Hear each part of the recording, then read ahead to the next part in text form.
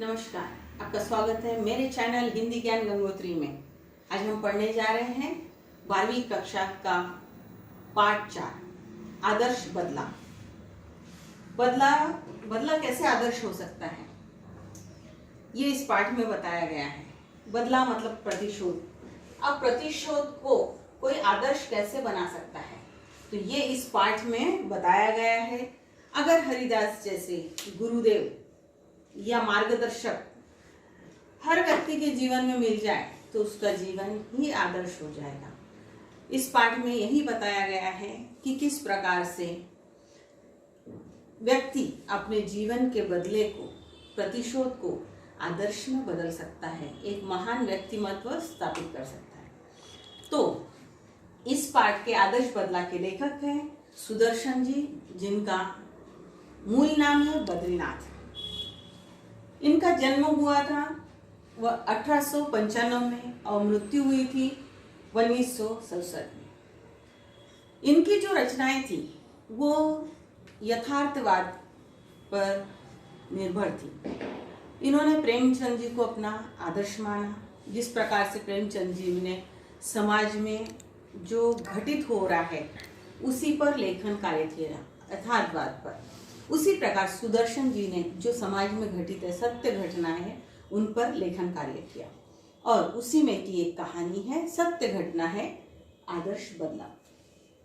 उनकी जो प्रमुख कृतियां थी वो थी पुष्पलता, तीर्थ यात्रा, पनघट, और उनके नाटक थे कुछ, वो था सिकंदर और भाग्य चक्र। ये उनकी प्रमुख रचनाएं थी। उनकी जो लिखने की इसमें शैली थी वो कहानी की थी। कहानी को किस प्रकार से हम आदर्श और मनोरंजक तथा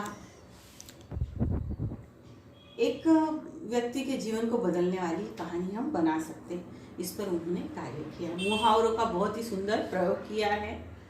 तो आइए हम शुरू करते हैं। आदर्श बदला। आदर्श बदला ये कहानी शुरू होती है एक बालक के जीवन से। आदर्श बदला में ये बताया गया है कि जब आगरा में कुछ साधुओं की मंडली आती है। आगरा, तो आगरा का एक वातावरण बताया, सुबह का वातावरण, रात का 12 घंटे का अंधकार छट गया है। अंधकार पर सूर्य की किरणों ने विजय प्राप्त की है।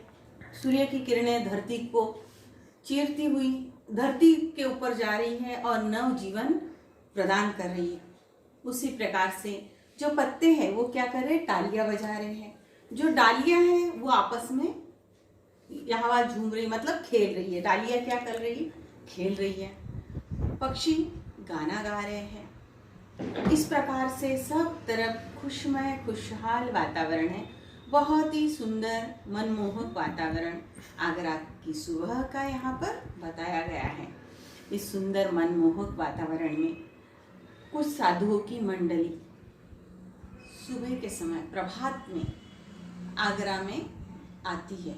और आने के बाद वो साधुओं का ये मानना था कि इंसान को हमेशा ईश्वर भक्ति में लगे रहना चाहिए। क्यों?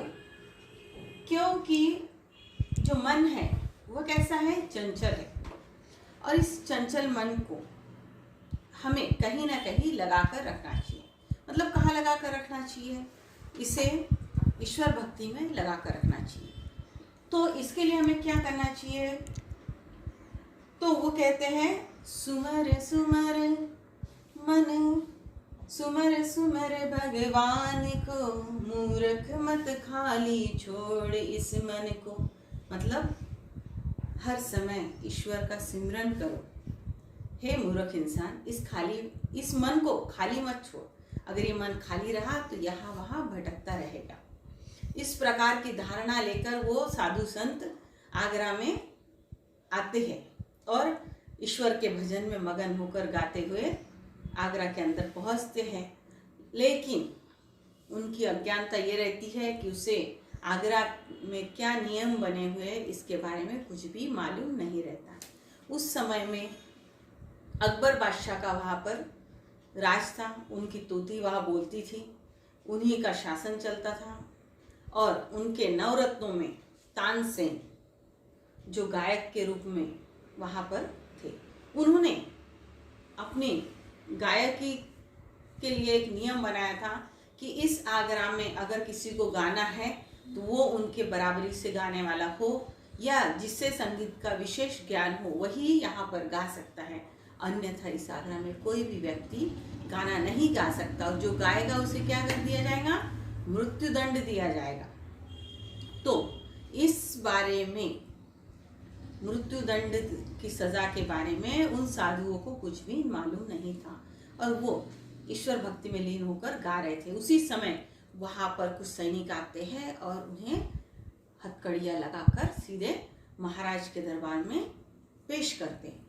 जब महाराज के दरबार में उन्हें पेश किया जाता है तब तानसेन उनसे कुछ संगीत के सवाल पूछते हैं, लेकिन उनमें से कोई भी जवाब नहीं दे सकता क्योंकि वो संगीतकार नहीं थे, वो तो प्रभु के भक्त थे। तब उनके अज्ञानता के कारण और तानसेन जो अपनी कला में बहुत ही मगरूर था, उसने जो नियम बनाया था उसके तहत उन सभी साधुओं को मृत्युदंड की सजा सुना दी जाती है। मृत्युदंड की सजा सुनाई जाती है तब उनके साथ एक 10 वर्ष का बालक रहता है। तब ये निर्णय दिया जाता है कि उस बालक को मृत्युदंड दिया जाए या ना दिया जाए। तब तानसेन कहता है कि शायद उसकी कोई गलती नहीं है, उसे छोड़ दिया जाए और उस बालक को जीवन दान दिया जाता है और बाकी सभी साधुओं को फांसी पर लटका दिया जाता है। क्रूरतापूर्वक यह निर्णय लिया जाता है, पर इस निर्णय का जो प्रभाव था उस बाल मन पर इतना गहरा पड़ा कि वो बालक आगरा के बाजारों से दौड़ता हुआ सीधा अपनी कुटिया की ओर दौड़ता हुआ, भागता हुआ, विलाप करता हुआ दौड़ता है और अपनी कुटिया में जाकर रुकता है और फिर कहता है कि इस आगरा ने तो मेरे बाबा को मुझसे छीन लिया। लोग इसकी तारीफ करते हैं लेकिन मेरे बाबा मुझसे छीन गए, मेरे साथ अन्याय हुआ, मुझे न्याय चाहिए। इस प्रकार से खूब विलाप करता हुआ वो बालक अपनी कुटिया में रोते रहता है। उसी समय वहाँ से हरिदास जी गुजरते रहते। हरिदास जी श्री राम का नाम स्मरण करते रहते हैं और उनके पैरों में खड़ाऊ रहती है। खड़ाऊ में लकड़े की जो चप्पल है साधु संत पहनते हैं वो पहने हुए वो वहाँ से गुजरते रहते हैं, लेकिन बच्चे का विलाप देखते हैं तो वहीं रुक जाते हैं और उससे पूछते हैं कि शांति करो, शांति करो। शांत रहने के लिए कहते हैं, लेकिन बालक शांत होने को तैयार नहीं रहता क्योंकि उसने तो अपने पिता को खोया है। और वो बार बार विलाप कर कर ये कहता है कि अब मुझे कौन बचाएगा, अब मेरी रक्षा कौन करेगा, बापू तू कहाँ चला गया है। इस प्रकार से विलाप करता है और हरिदास जी के चरणों में गिर पड़ता है और उनसे कहता है कि आप मुझे न्याय दिलाइए। तानसेन ने तो मेरे पिता को मुझसे छीन लिया, उनने अन्याय किया और मेरे पिता को मृत्युदंड दिया, मैं बदला लेना चाहता हूँ, मेरी सहायता करिए। तब हरिदास जी कहते हैं कि तुम शांति करो, शांति करो, लेकिन बालक शांत होने के लिए बैजू तैयार नहीं रहता। बैजू की आंखों में जब हरिदास जी देखते हैं कि जो बच्चा है उसके आंखों में क्या है, एक प्रकार की आग है, आंसू है और आहें है। इन सब के सामने हरिदास जी की जो सहनशीलता की दीवार है वो टूट जाती है और वो उस बालक को गले से लगाते हैं और गले से लगाने के बाद उसे कहते हैं कि ठीक है, मैं तुझे तेरा बदला लेने में सहायता करूँगा, लेकिन इसके लिए तुझे मुझे 12 वर्ष का समय देना होगा। वो कहता 12 वर्ष तो क्या, मैं आपको 12 जीवन भी देने को तैयार हूँ। और तब वो हरिदास जी से लिपट के बहुत रोता है। हरिदास जी कहते हैं कि इतना सहज ये नहीं होगा। तब फिर भी बैजू अपना बदला लेने के लिए तत्पर रहता है और कहता है कि आप जो कहेंगे मैं वो करूँगा। तब हरिदास जी उसको इस प्रतिशोध को, इस बदले को आदर्श रूप देते हुए कहते हैं कि 12 वर्ष तक तुझे कठिन तपस्या करनी होगी। मतलब क्या करना होगा, संगीत का रियाज करना होगा और संगीत का महान ज्ञाता बनना होगा। तब बैजू उनकी बात को मानता है, उनका सम्मान करता है और 12 वर्षों तक कठिन परिश्रम करता है। और इस कठिन परिश्रम का फल ये होता है कि बैजू जब गाना गाता है तो उसके गाने को सुनकर सभी पशु पक्षी उसके पास चले आते, मंत्रमुग्ध हो जाते हैं, अपनी सुध-बुध खो देते हैं, हवाएं थम जाती है, पत्थर भी उसके क्रोध में जब वो गाता है तो पत्थर भी पिघलने लगता है। तो इस प्रकार का कि जो उसकी शक्ति थी वो यहाँ पर दिखाई देती है कि वो कितना महान संगीतकार बन गया था। लेकिन इस बात का उसे जरा भी गुरूर नहीं था, वो केवल अपनी कला को साधना मानकर उसको कर रहा था। तो इस प्रकार से उसकी शिक्षा पूर्ण होती। 12 वर्षों के पश्चात हरिदास जी उससे कहते हैं कि मैं तुमसे कुछ मांगना चाहता हूँ। तब वो कहता है कि कुछ भी मांग लो, ये जीवन भी आप ही का है। तब हरिदास जी कहते हैं कि मैं तुझसे एक वचन चाहता हूँ। तो बैजू झट से बोल पड़ता है कि दिया वचन, आप जो मांगेंगे वो दूंगा मैं आपको। तब वो कहते हैं कि मेरी इस संगीत कला से तुम किसी के प्राण नहीं लोगे। तब बैजू अपने गुरु को वचन तो दे देता है, लेकिन एकदम क्रोध में आ जाता है। क्यों? क्योंकि उसने ये जो तपस्या की थी वो किस लिए की थी?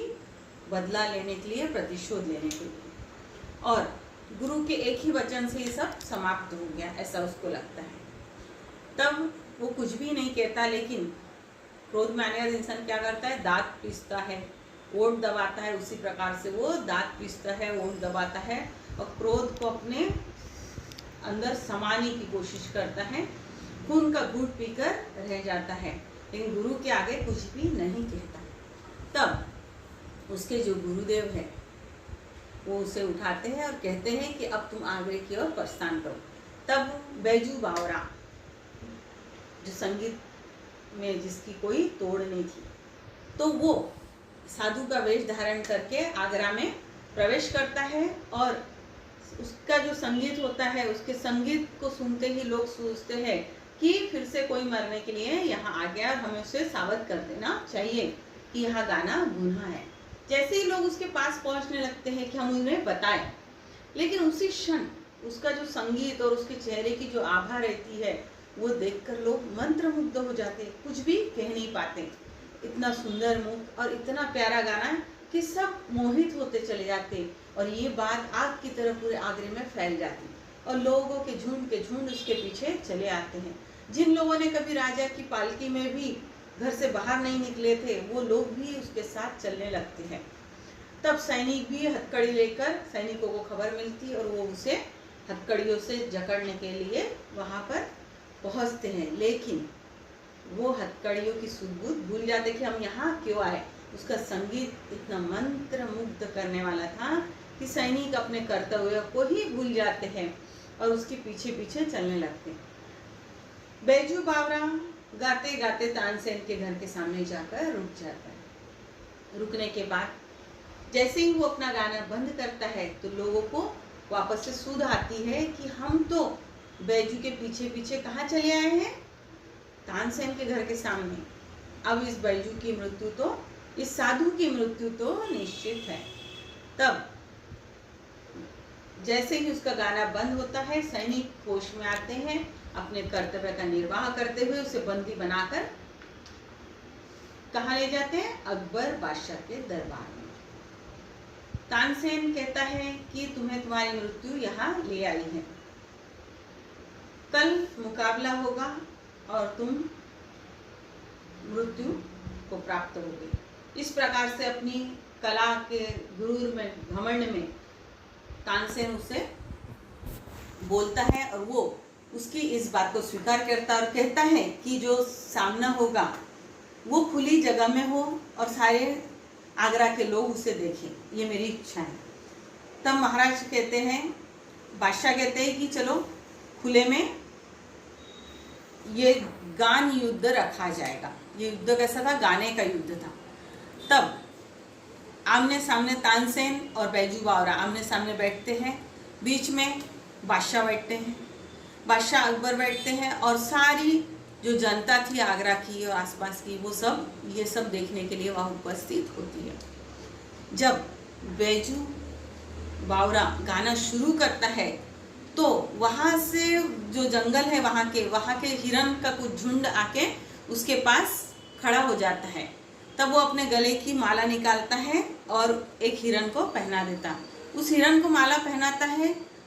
उसका गाना बंद होते ही हिरन होश में आते हैं और वहाँ से भाग जाते हैं। तब बैजू बावरा कहता है कि तानसेन जी, आप संगीत के ज्ञाता हो तो आप एक काम करिए, जो मैंने हिरन को माला पहना उस हिरन को आप वापस अपने संगीत से यहाँ बुलाइए। तब तानसेन, जिसने अभी तक की जितनी विद्या सीखी थी संगीत की, उस सब का प्रयोग वो कर लेता है, पसीने पसीने हो जाता है, लेकिन वो हिरन जिसको बैजू ने माला पहनाई थी वो वहाँ पर नहीं आता। तब तानसेन कहता है कि वो हिरन तो ऐसे ही चले आया होगा, जरूरी नहीं कि तुम्हारे संगीत से आया हो। इस प्रकार अपनी कमी को, अपनी कला की कमी को छुपाते हुए बैजू पर दोषारोपण करता है और कहता है कि तुम में अगर वाकई संगीत का इतना दम है तो तुम वापस से उसे बुला कर बताओ। तब बैजू फिर से गाना शुरू करता है और हिरन फिर चले आते हैं। मंत्रमुग्ध होकर हिरन उसके पास आकर खड़े हो जाते हैं और वो उनके गले से माला निकाल लेता है। तब उसकी संगीत कला के सामने तानसेन भी नतमस्तक हो जाता है। वो जानता है कि अभी तक मैंने जुगनू देखे थे। जुगनू मीन्स एक अंधेरे में जो लाइट जैसा चमकने वाला कीड़ा रहता है, उसको कहते हैं जुगनू। तो तानसेन ने अभी तक अपने सामने केवल जुगनू मतलब छोटे संगीतकारों को देखा था, लेकिन ये तो क्या था, सूरज था। पहली बार उसका सामना सूरज से हुआ था और ये चीज वो जान गया था कि मेरा सामना जुगनू से नहीं सूरज से हुआ है। अब उसे अपनी गलती का एहसास होता है और तानसेन क्या करता है, बैजू के पैरों में गिर जाता है। क्यों गिर जाता है? क्योंकि उसे मालूम है मेरी मृत्यु तो निश्चित है, क्योंकि ये मेरा ही बनाया नियम है कि जो भी संगीत में हारेगा उसको मृत्युदंड दिया जाएगा। तब वो अपने मृत्यु की भीख मांगता है और कहता है कि मुझे क्षमा कर दीजिए। तब बैजू बावरा एक आदर्श कलाकार, जिसे कभी भी कला का घमंड नहीं था, और वो कहता है कि मैं यहाँ तुम्हें मृत्युदंड देने नहीं आया हूँ। तुमने एक 10 वर्ष के बालक को जीवन दान दिया था, आज मैं तुम्हें जीवन दान देता हूँ। और इतना ही नहीं, तुमने जो नियम बनाया है उस नियम को केवल यहाँ से हटाने की मैं प्रार्थना करता हूँ। यही मेरी विजय होगी कि आप इस नियम को आगरा से हटा दो।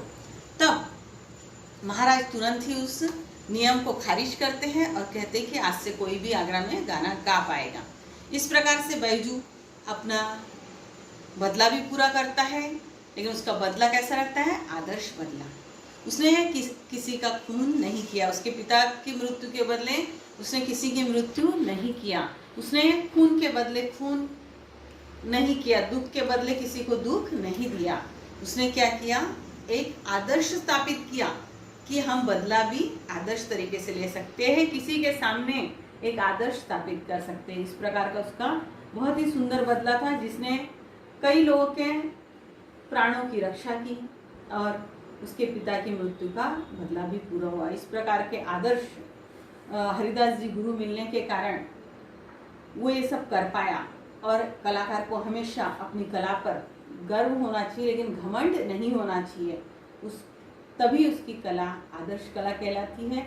और इस प्रकार से सुदर्शन जी ने बहुत ही सुंदर ढंग से बैजू बावरा के जीवन की कहानी को एक आदर्श बनाकर हम सबके सामने रखा है।